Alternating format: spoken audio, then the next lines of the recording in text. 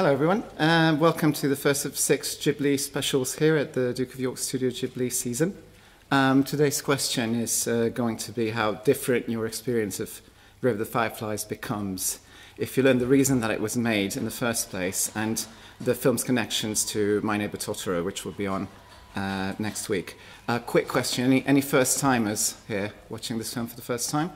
Great, I'm not going to spoil anything, but you know the general theme, like what's it about, when it takes place, any hints about it? Okay, I'll try not to spoil much.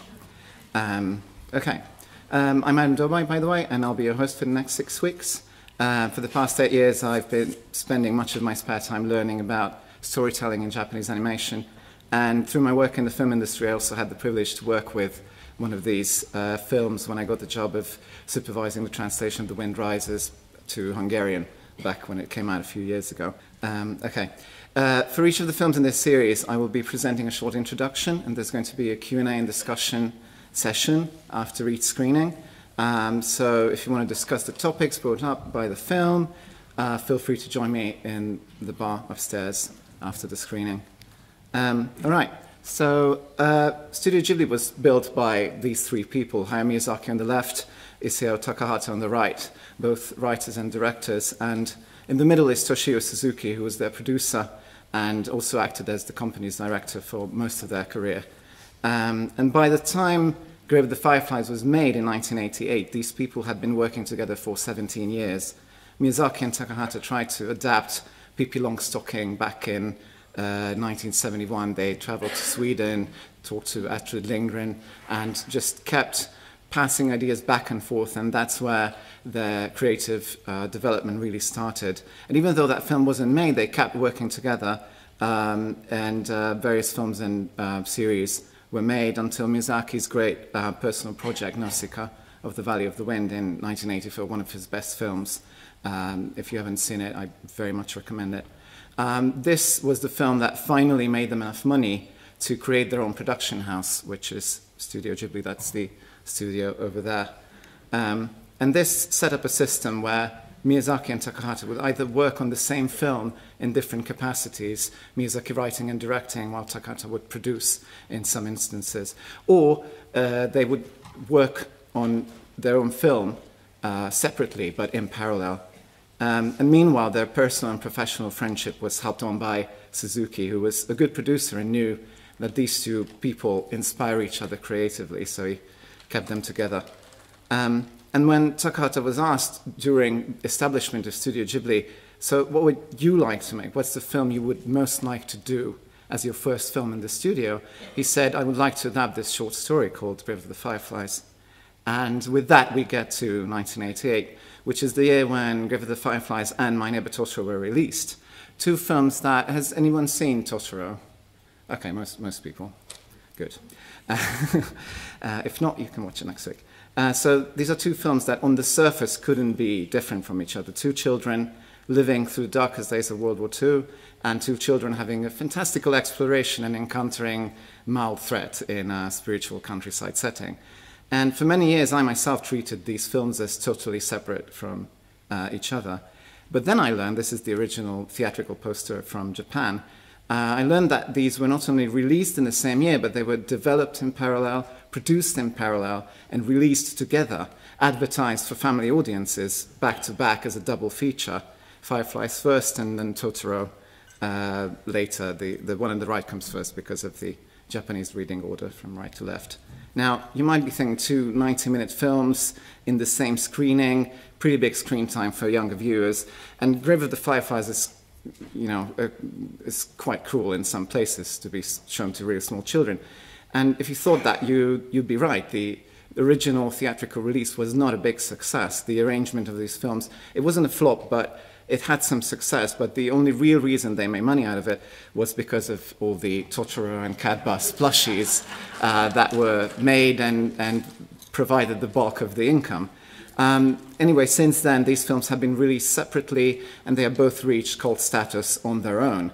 But people have sort of forgotten, especially in the West, where this wasn't really ever advertised, that these films were originally meant to be watched together. And knowing this, that this was the intent of the creators for you to sit down and watch these films, you might consciously start looking for the intentional parallels that are in there. Both films starting out with two siblings who have a mother with some health problem. And from that point, the films couldn't diverge more. If you've seen both, you know what I mean. Fireflies only deteriorates from that point, and Totoro's story only gets better and lighter from that point. But as you look at the context of what's going on in the background, you realize that one film shows the reality of Japan during Second World War, scarcity, devastation, and death. And the other is a fantasy of a Japan where the rural outskirts of what is today's Tokyo's suburbs are alive and well, and the rice fields are many and plentiful.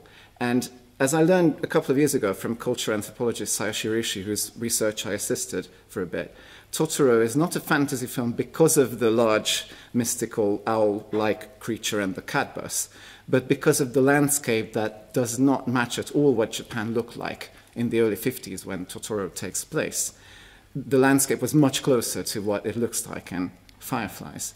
And then you look at the society of those two films. In one film, there's abundance. You're taken care of by total strangers who've only just met you. And in another, you aren't even taken care of by your own family. And in one film, an entire village gets together to look for one single child. The other children are just basically given up on. And throughout Fireflies, you can witness this complete deterioration of society as the war ends. And you are no longer taken care of as a person. Your government doesn't take care of you. Society doesn't take care of you. Your family doesn't take care of you. There's not even a priest to conduct funerals. So you're totally on your own as it comes to your life in total. For all intents and purposes, Fireflies is what actually happened, and Totoro is how it should have been. By the way, caring for children traditionally belongs to the realm of the mother in Japanese society, and Japan is very much a mother-based culture with a mother-based mythology, which I'm going to talk more about next week before Totoro. But what you need to know for this film is there's this motif of the separation from the mother that happens too early and becomes a huge trauma as a result. These kind of stories go back hundreds and hundreds of years. It's a recurring theme in a lot of Japanese works of art, the loss of the mother associated with a lost childhood, a sense of having to grow up too early. And in Fireflies, the care of mother being lost becomes the symbol of motherly attributes that are being lost in society. Feeding the hungry, caring for the small, looking out for each other as human beings, helping and nurturing. And the boy Seita spends the entire film trying to become the mother that his sister and he himself desperately needs. And all this is why when Takahata was told about the raving reviews of this film from the West and Japan, saying this is the greatest anti-war film ever made, he said, that's weird, it's not an anti-war film at all. In his mind, it's an examination of what happens when you become gradually excluded from your own society. But at the same time would suggest that the fact that this is not meant as an anti-war film is the reason that it works as an anti-war film. Because it's not focusing on the war heroes, the soldiers, the people who are fighting. It's not supporting or taking a stance against some military agenda. The focus is on the everyday life of those left behind, the civilians, the innocent, the children, who didn't choose to go to war, but to whom war happens because of decisions other people have made. So, in this sense, the pair of Fireflies and Totoro are like how the ancient Greek dramas were originally performed. You see the tragedy first, you face whatever befalls the characters who have either made wrong choices or wrong choices befell them, and their downfall is inevitable. And this is Takahata's therapy, if you will, reliving the experience of the horror and then coming out of it, and hooray, you're still alive. And then you see Miyazaki's therapy next week, the comedy in its original ancient Greek sense, which portrays a world in which all of this didn't happen, a world that could have been, and that fantasy is used for healing.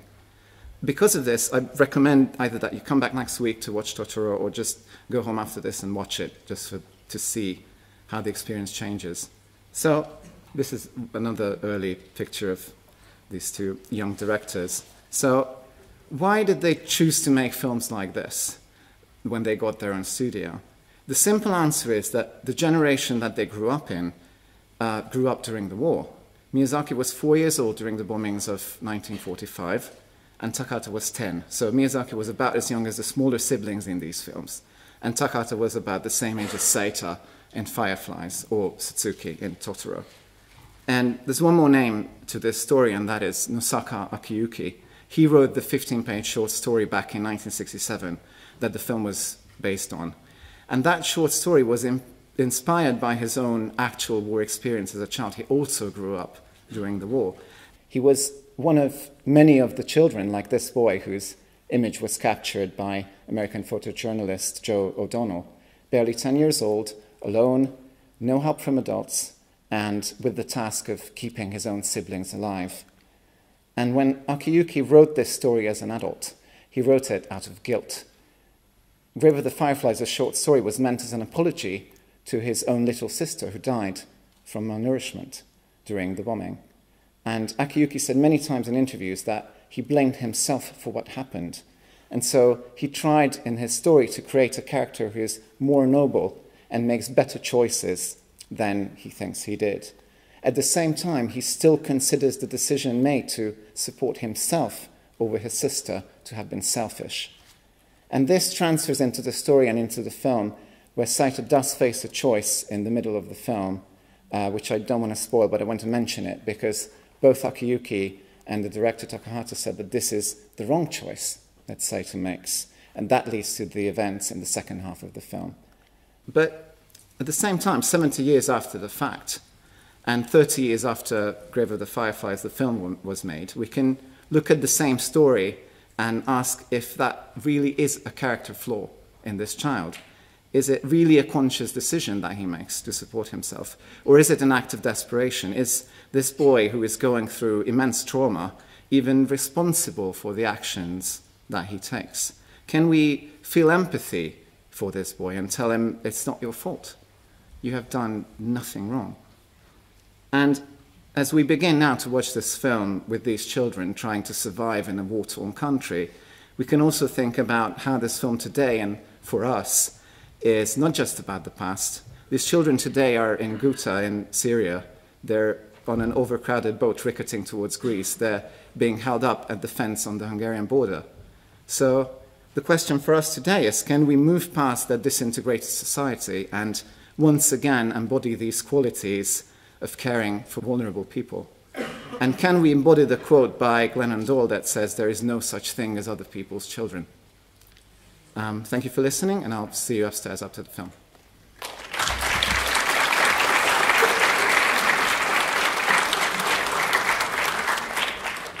Hi, this is Adam from Follow the Moon Rabbit. If you like this video, be sure to check out Studio Ghibli Secrets, which is a 30-page guide I wrote that reveals the story patterns hiding in plain sight in the Studio Ghibli films. You can get the guide free on my website, followthemoonrabbit.com. Link is in the description. Thanks again for watching, and see you next time.